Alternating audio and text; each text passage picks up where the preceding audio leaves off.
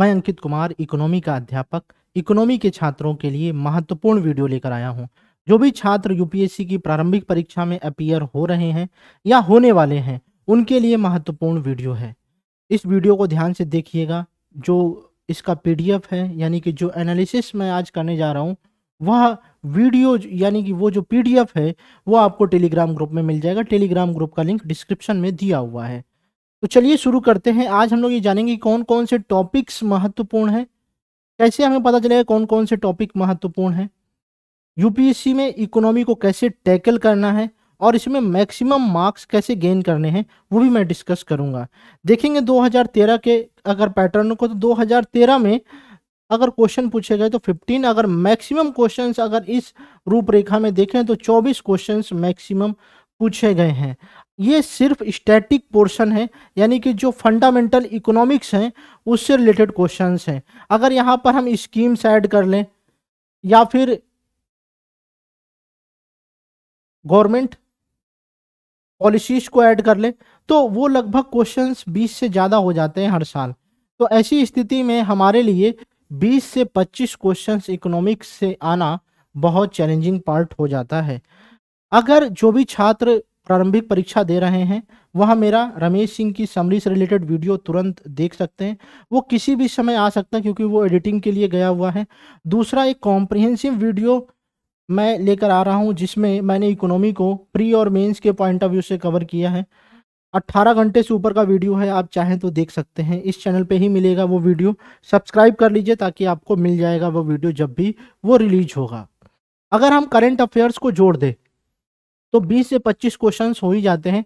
और प्रीलिम्स के सिलेबस की बात करें तो बस एक ही लाइन में उन्होंने डिफाइन किया हुआ है, इकोनॉमिक एंड सोशल डेवलपमेंट। और इसको भी अगर एक लाइन में आगे डिफाइन करने की कोशिश की जाए तो यहाँ पे बोल दिया गया है सतत विकास, गरीबी, समावेशन, जनसांख्यिकी, सामाजिक क्षेत्र में की गई पहल।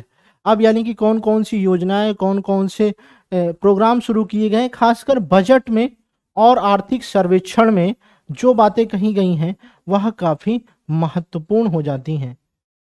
और आर्थिक सर्वेक्षण में जो टर्मिनोलॉजी यानी कि जो शब्दावली हैं वह भी काफ़ी महत्वपूर्ण हो जाती हैं हमारे प्रीलिम्स एग्जाम के लिए।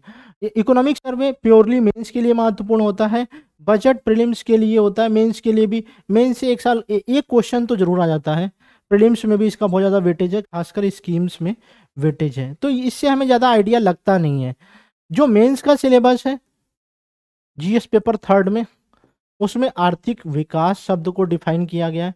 विकास का मतलब आज आप जीडीपी को लेके पढ़ रहे हैं, लेकिन मालूम चले कल जीडीपी को लेके डेटा चेंज हो जाएगा। कॉन्सेप्ट नहीं चेंज होगा लेकिन डेटा चेंज हो जाएगा। तो यहाँ पे आपको विकास देखने को मिल रहा है। वहीं पर इंफ्रास्ट्रक्चर से रिलेटेड आज जो डेटा है वह कोई जरूरी नहीं कि कल भी हो। तो यानी कि यहाँ पे भी आपको विकास देखने को मिलेगा। विकास का मतलब क्या होता है? गुणात्मक और मात्रात्मक प्रगति, यानी कि क्वालिटेटिव एंड क्वांटिटेटिव प्रोग्रेस। यानी कि आज अगर सड़क 20 किलोमीटर है तो कल अगर 25 किलोमीटर हो गई तो वो हो जाएगा आर्थिक समृद्धि। और अगर इसकी क्वालिटी में भी परिवर्तन हो गया तो वो हो जाएगा आर्थिक विकास। यानी कि क्वालिटी और क्वांटिटी जहां पर होगी वहीं पर हम डेवलपमेंट देखते हैं। डेवलपमेंट शब्द को अगर हम समझ जाएंगे तो बहुत ज़्यादा आसानी हो जाएगी इकोनॉमी को देखने के लिए। इस वीडियो को पूरा ध्यान से देखिएगा जितनी देर भी चले, ताकि आप इकोनॉमी के चैलेंज को अपने जीवन से दूर कर सकें और प्रारंभिक परीक्षा में कौन कौन से टॉपिक्स पढ़ के जाएं, ये मैंने आप लोगों को पीवाईक्यू के माध्यम से ही बता दिए हैं।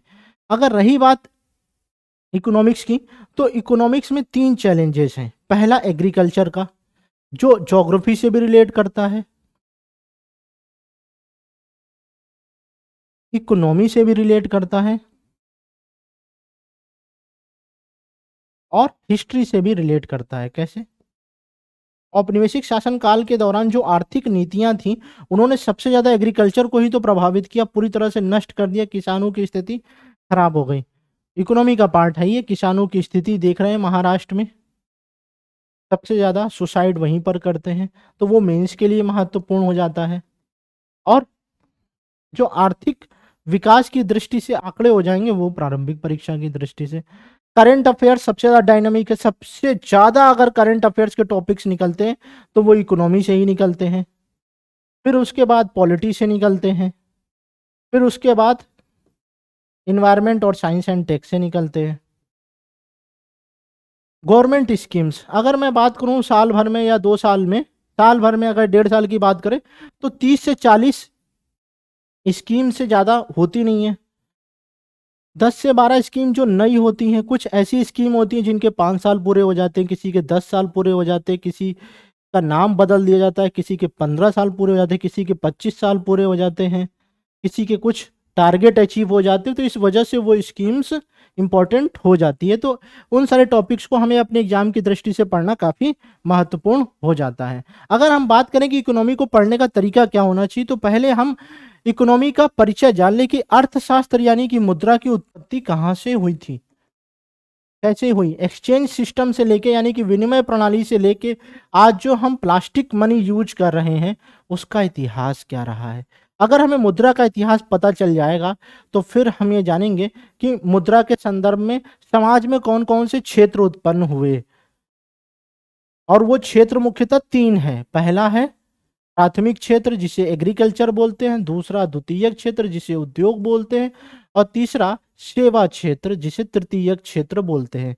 इन तीनों पे ही पूरी इकोनॉमी वर्क कर रही है, और इन्हीं तीनों को ध्यान में रखकर गवर्नमेंट और आरबीआई यानी कि सेंट्रल बैंक और आरबीआई, सेंट्रल बैंक और गवर्नमेंट दोनों ही योजनाएं बना रही हैं। आरबीआई जो योजना बनाती है उसको बोलते हैं मौद्रिक नीति, जो गवर्नमेंट योजना बनाती है उसको बोलते हैं राजकोषीय नीति। राजकोषीय नीति में डिमांड एंड सप्लाई को देखा जाता है, यानी कि अगर प्याज की कमी हो गई है मार्केट में तो प्याज को आयात किया जा रहा है, और आयात करने की वजह से हमें खर्च करना पड़ रहा है जो चालू खाते को प्रभावित कर रहा है, तो वो भुगतान संतुलन और विदेशी निवेश यानी कि एफपीआई और एफडीआई, ये सारी चीजें हम लोग यहीं पे कनेक्ट हो रहे हैं। अब देखिए मनी यानी कि यहाँ पे जो मनी की डिमांड एंड सप्लाई, अगर मुद्रा मार्केट में ज्यादा हो जाएगी तो मुद्रास्फीति हो जाएगी, और कमी हो जाएगी तो अपस्फीति हो जाएगी। यही चीजें हमको इंटरकनेक्ट करके पढ़ना है, और मेरी क्लासेस में आपको ये सारी चीजें इंटरकनेक्शन के साथ मिलेंगी। अब अगर कोई व्यक्ति है तो फिर उसकी इनकम होगी, अगर कोई राष्ट्र है, कोई अर्थव्यवस्था किसके अनुसार बनती है, किसी सीमित भूभाग और जनसंख्या के आधार पर, यानी कि उसकी एक सीमित भूभाग होगा और उसकी एक लिमिटेड पॉपुलेशन होगी, और अगर अगर उसकी पॉपुलेशन है तो उसकी कोई आय भी होगी, और उसे राष्ट्रीय आय बोलते हैं। राष्ट्रीय आय के 4 प्रारूप है, जीडीपी, एनडीपी, जीएनपी और एनएनपी। ये चारों ही राष्ट्रीय आय के स्वरूप है, लेकिन कमेंट सेक्शन में आपको बताना है कि राष्ट्रीय आय के रूप में इन चारों में से किसे लिया जाता है, जीडीपी, एनडीपी, जीएनपी या एनएनपी। कमेंट सेक्शन में आप लोग बताइएगा। तो क्या आपको नहीं लगता ये सारे कोरिलेशंस पढ़ के चलने चाहिए? अगर राष्ट्रीय आय है तो फिर हमें बजट भी बनाना पड़ेगा, और बजट करना पड़ेगा तो हमें उसको रिव्यू भी करना पड़ेगा, देखना पड़ेगा, सर्वे करना पड़ेगा। तो सर्वे क्या होता है, जो पास्ट फाइनेंशियल ईयर होता है उसकी रूपरेखा होती है, और आगामी भविष्य में क्या रणनीतियां होंगी उसके ऊपर चर्चा होती है। बजट क्या होता है, आने वाले जो आगामी वित्तीय वर्ष होता है उसकी रूपरेखा तैयार की जाती है, कितनी आय आएगी और कितना एक्सपेंस होगा, उन सारी चीजों को डिस्कस करेंगे। मुद्रा है तो मुद्रास्फीति होगी, यानी कि या तो उसमें उतार होगा, या तो चढ़ाव होगा, और या तो फिर संतुलन होगा, और उसी के आधार पर बहुत सारी टर्मिनोलॉजी है, जैसे skewflation, stagflation, sleeping inflation, galloping inflation. ये सारी चीजें हम लोग मुद्रास्फीति में पढ़ते हैं, और मुद्रा ही सब कुछ संचालित करती है। मुद्रा की वजह से ही बैंक चलते हैं, और बैंक की वजह से ही बहुत सारे वित्तीय संगठन संचालित होते हैं। तो कुल मिलाकर अगर हम इन चैप्टर्स को कोरिलेट करके पढ़ेंगे तो हमारी एक अच्छी बॉन्डिंग इकोनॉमिक्स के प्रति होगी। आप मुझे ये बताइए कि जरा सा भी आपको डर लगा इनके कनेक्शंस में जब मैं बता रहा था? तो नहीं डर लगा ना? तो आने वाले समय में हम इन सारी चीजों को पढ़ेंगे। आने वाली क्लासेस यूट्यूब पर ही होंगी और बहुत ही शानदार होंगी। Right approach to read to economy. अब सही चीजें किस तरीके से इकोनॉमी को टैकल करना चाहिए। देखिए इकोनॉमी बहुत बड़ी रेंज है। आप सोचिए कि एक व्यापारी की दृष्टि से इकोनॉमी का नजरिया अलग होगा, एक स्टॉक मार्केट में पैसा लगाने वाले का नजरिया इकोनॉमी को पढ़ने का अलग होगा, एक यूपीएससी के छात्र के लिए अलग होगा, एक सामान्य व्यक्ति के लिए अलग होगा, एक एसएससी के छात्र के लिए अलग होगा। तो हमें कैसे पता चलेगा कि हमें इकोनॉमी में किन-किन चीज़ों को कैसे पढ़ना है? तो वह 2 चीज़ें हमें बताती हैं, पहला होता है हमारा सिलेबस और दूसरा होता है पीवाईक्यू। सिलेबस हमें बस थोड़ा बहुत डिफाइन कर देता है कि ये चीज़ें पढ़नी है। सिलेबस को भी बहुत 360 डिग्री में अगर हम कवर करेंगे, तब जाकर हमें पता पड़ पाएगा कि हाँ, ये टॉपिक्स इम्पोर्टेंट है, ये नहीं है। तो हमें उसके लिए दूसरी हेल्प पड़ती है पीवाईक्यू। पीवाईक्यू अभी हमने बताया कि 15 से 20 क्वेश्चंस पूछे जाएँगे और हर साल इन्फ्लेशन से क्वेश्चन रहेगा। हर साल बैंकिंग से क्वेश्चन है। हर साल बजट से क्वेश्चन है। हर साल न्यू टर्मिनोलॉजी से रिलेटेड क्वेश्चन है। तो ये सारी चीज़ें हमें कहाँ से पता चली? पीवाईक्यू से पता चली। तो उसके लिए हमें करंट अपडेट रखना ही पड़ेगा, जो नई टर्मिनोलॉजी है, कुछ प्रमुख शब्दावलियाँ जो है यूज़ हो गई हैं, कुछ नए अपडेट हो गए हैं, चाहे वो स्कीम्स के रूप में हो, चाहे वो मॉनेटरी पॉलिसी के रूप में हो, चाहे वो गवर्नमेंट पॉलिसी के रूप में हो। जितनी भी जटिल अवधारणाएँ हैं, जैसे नियो बैंक आपने देखा है अभी काफ़ी चर्चा में है, तो इस साल पूछे जाने के चांस भी बहुत ज़्यादा बन जाएँगे। तो उन चीज़ों को हम लोगों की व्यावहारिक समझ होनी चाहिए। फिर बेसिक कॉन्सेप्ट की क्लैरिटी होनी चाहिए। सबसे पहला स्टेज तो यहीं से शुरू होगा। तो अगर आप इकोनॉमी पढ़ लेंगे तो काफ़ी दिक्कतें कम हो जाएँगी। क्यों? क्योंकि सबसे पहले मैं बताता हूँ मुद्रा कैसे आई। सबसे बड़ी चीज़ मनुष्य के लिए क्या है? धन। तो धन व्यवहार में क्या आया? सिंधु घाटी सभ्यता में मुद्रा क्या थी? तो मालूम चलेगा वहाँ पर जो गाय थी, वह मुद्रा के रूप में, यानी कि जिसकी इम्पोर्टेंस बहुत ज़्यादा हो। तो गाय ही सबसे बड़ा धन हुआ करता, जिसे पशुधन बोलते थे। और बाद में लोगों के लिए वो सब कुछ मनी के रूप में काम करने लगा। लोग एक्सचेंज करने लगे, पहले दूध का, फिर पशुओं का एक्सचेंज करने लगे। फिर धीरे धीरे क्या हुआ, लोग अन्य वस्तुओं का आदान प्रदान करने लगे, वहीं से एक्सचेंज सिस्टम आया। तो ये सारी चीजें हमें कहाँ से पता चली? इतिहास से पता चली। ऐतिहासिक जो फिनोमेना था उसके हिसाब से हमें सारी चीज़ें पता चली। तो मैं उसी हिसाब से बताऊँगा। फिर मालूम चलेगा भारत के लिए पढ़ रहे हैं, तो भारत का ऐतिहासिक बैकग्राउंड क्या रहा, भारत का आर्थिक यात्रा जिसे बोलते हैं, वो जानेंगे। और उस आर्थिक यात्रा में बहुत सारी चीज़ें हुई, उनको कनेक्ट करते-करते बहुत सारी चीज़ें व्यवहार में आई। बैंक आए, राष्ट्रीयकरण हुआ, फिर प्राइवेटाइज़ेशन हुआ, फिर विदेशी बैंक आए, एफडीआई आया। सारी चीज़ों को इंटरकनेक्ट करके मैं पढ़ाऊँगा, जिससे आपकी बॉन्डिंग बहुत अच्छी हो जाएगी और इकोनॉमिक्स से डर खत्म हो जाएगा। तो हॉट टॉपिक क्या है हमारे आने वाले एग्जाम के लिए, खासकर प्रीलिम्स के लिए? बैंकिंग, जैसे शैडो बैंकिंग हो गई, बैंक बोर्ड ब्यूरो हो गया। ये टॉपिक्स ऐसे हैं जो इस साल पूछे जा सकते हैं। नेशनल इनकम, अभी मैंने बताया जीडीपी क्या होती है, एनडीपी क्या होती है ये पता होना चाहिए, जीएनपी क्या होती है, एनएनपी क्या होती है, नेशनल इनकम क्या होता है, पर कैपिटा इनकम क्या होता है, ये सारी चीज़ें हमें पता होनी चाहिए। इन्फ्लेशन, भुगतान संतुलन, यानी कि करंट अकाउंट और कैपिटल अकाउंट क्या होता है, ये चीज़ें हमें पता होनी चाहिए। जो प्रमुख सरकारी योजनाएं हैं वो पता होनी चाहिए, बजट और इकोनॉमिक सर्वे। इन सारी चीज़ों को अगर आप प्रीलिम्स के समय पढ़ के जाएंगे, आप यहाँ पर प्लेटो का जो 80-20 फॉर्मूला है वो अप्लाई कर सकते हैं। वो क्या होता है?